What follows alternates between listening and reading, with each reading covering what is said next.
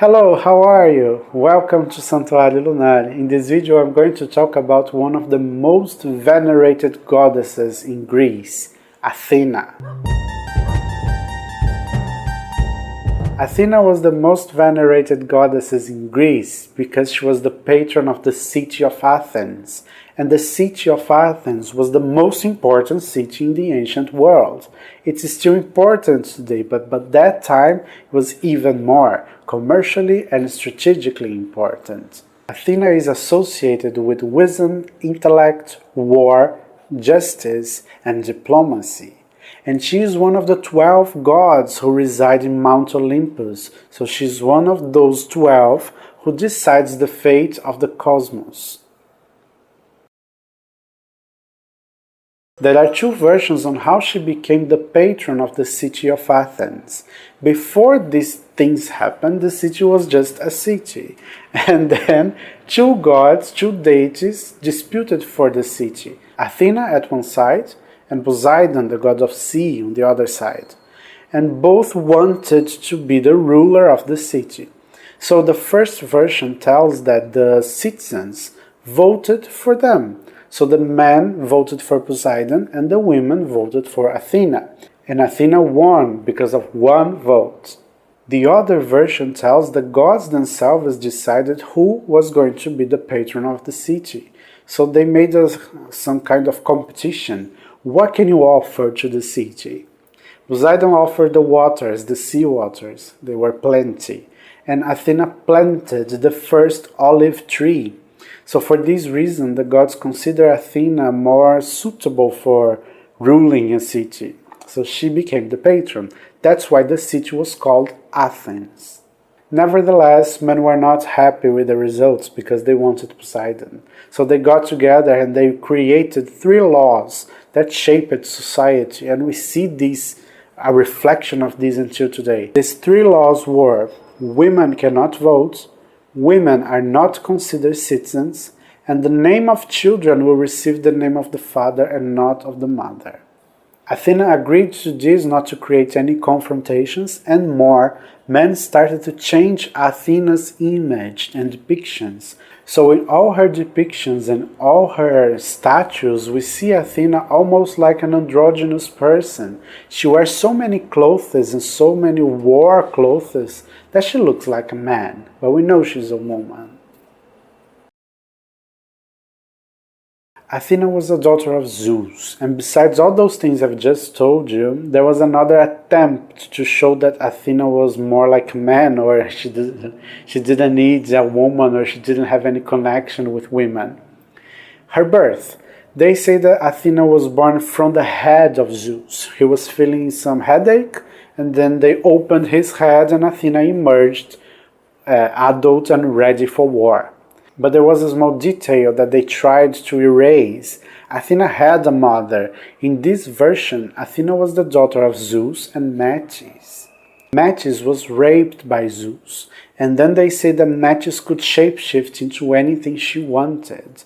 And Gaia had a prophecy that Metis was bearing 2 children. One of these children would be a very wise one, and the other would be the new king of peoples. So Zeus got afraid of being dethroned. I talk about this. Zeus is always afraid of being dethroned on the Gaia's video and on Hestia's video. So Zeus, afraid again of being dethroned, he eats Metis. She shapeshifts into a fly, and then Zeus swallows her completely. Then he starts feeling the headache, and then Athena is born. The other children nobody talks about. But there is another version for Athena's birth, and this is older than Zeus. They say that Athena is the daughter of Pallas, a giant. And when she was adult, Pallas tried to rape her, but she managed to escape and killed him. So she used his skin to make herself some war clothes. That's why she's also known as Pallas Athena. Regardless the versions which states how Athena was born, both of them say that Athena was very wise and she could handle every kind of situation easily. So these aspects, these characteristics of wisdom and intellect They are also shown in Athena's symbols. Athena is one of the few Greek deities who is virgin and remains virgin and doesn't want to get married to anyone. However, although she was virgin and she did not want to have relations with anyone, others wanted to have relations with her. First we have Pallas, her father, and then, much time after, we have Hephaestus. One day Athena entered Hephaestus' lair and asked him to create some weapons for her to use at war, but then Hephaestus tries to rape her. But she's the goddess of war, and they say even Ares, the god of war, was not able to defeat Athena. So she avoided this attempt of rape easily. But something happened. The semen of Hephaestus dropped into Athena's thigh, and then when she cleaned, the semen fell in the earth, on Gaia's fertile earth. And a son was born in this moment, a son of Hephaestus and Athena. This son was a snake called Erectus, and we can see her son beside her in many depictions, in many statues, in many images. Every time we look at Athena and we see a snake beside her, coming up from her leg, for example, is her son. And this is my super statue of Athena made of alabaster and brought directly from Greece.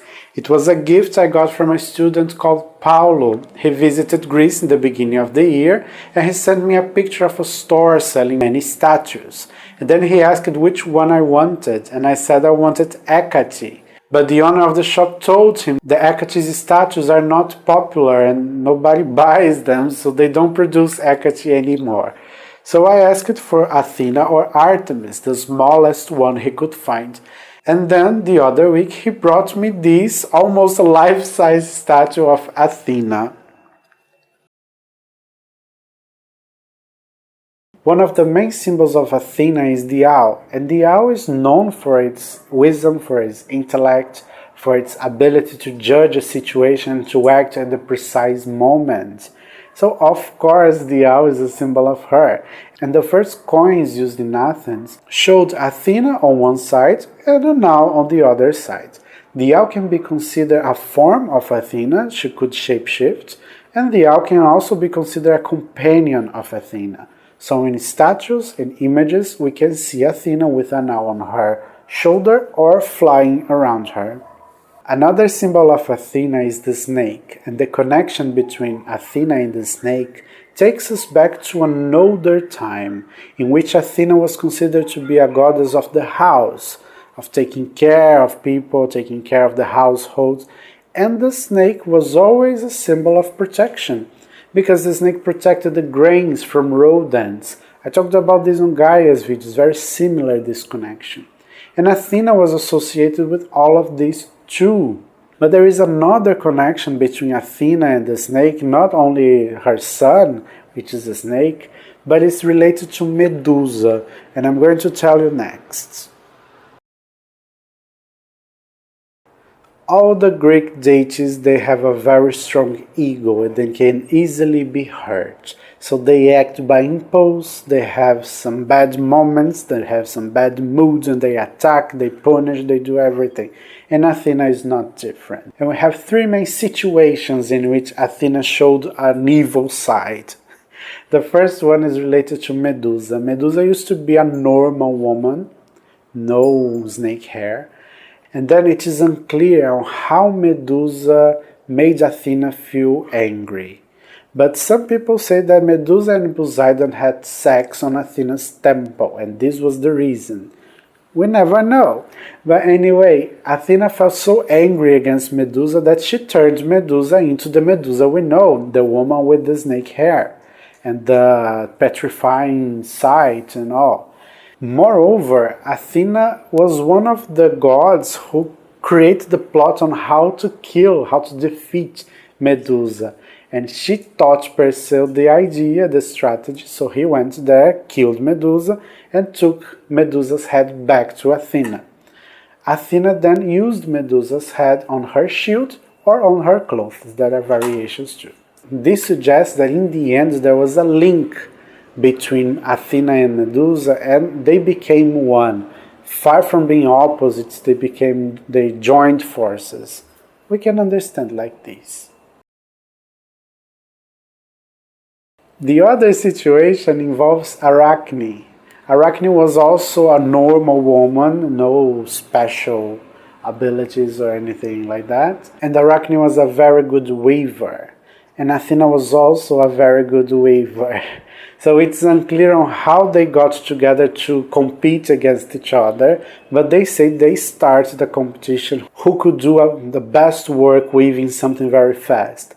And then Aracne did a very good job, but she depicted Zeus betraying Hera.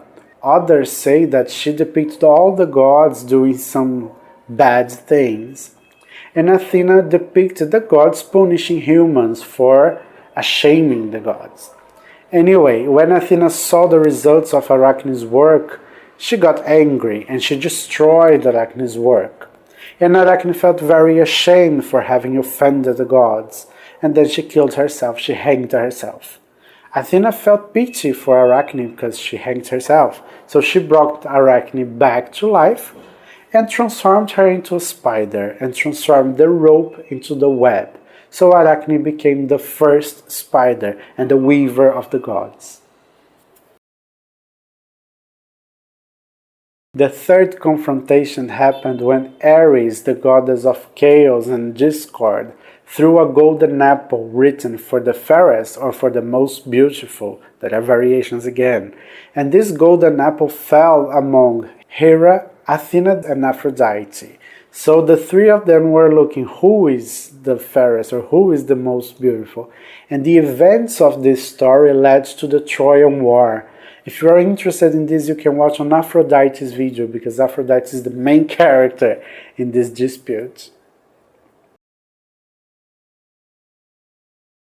In every summer solstice, a celebration called Panathenaia was celebrated in Athens. These celebrations started 9 months before the summer solstice, and women used to prepare robes and clothes and things for the statue of Athena to wear. And this statue was life-size statue. So during the summer solstice, everybody, men and women, would take the statue from Athena's temple and take her to the sea. By this moment, men would be apart and only women would take part in the ritual, in the festivity. They would take all the robes off and bathe the statue in the sea. Right after, they would wear the statues with the new clothes and everybody would take it back to the temple. This was a ritual to connect with Athena more than ever, and only women were allowed because they used to remind on how Athena was connected to the feminine side, apart from those politics who made Athena almost a male deity.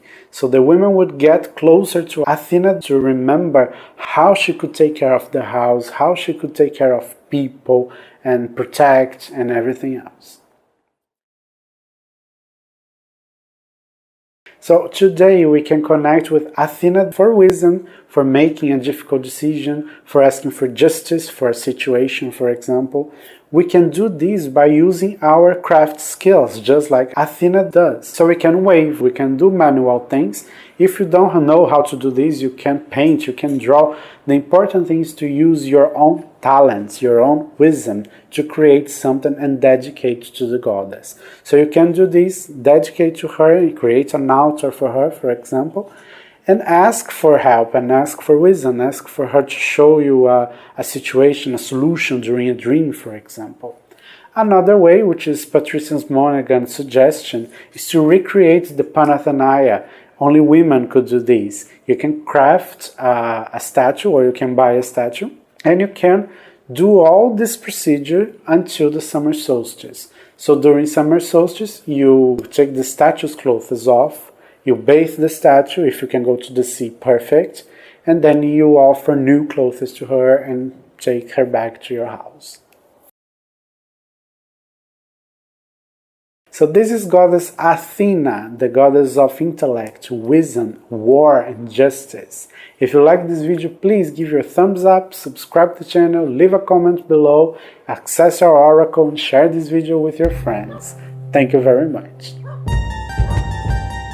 And if you're still here, why don't you stay here a little bit longer? Here you can find a playlist with all the Greek goddesses I have talked about. Here you can find a playlist with all the goddesses in general I have talked about. Here you can find a playlist with all the Orphic hymns dedicated to the Greek goddesses. And here you can subscribe the channel for more. Thank you very much.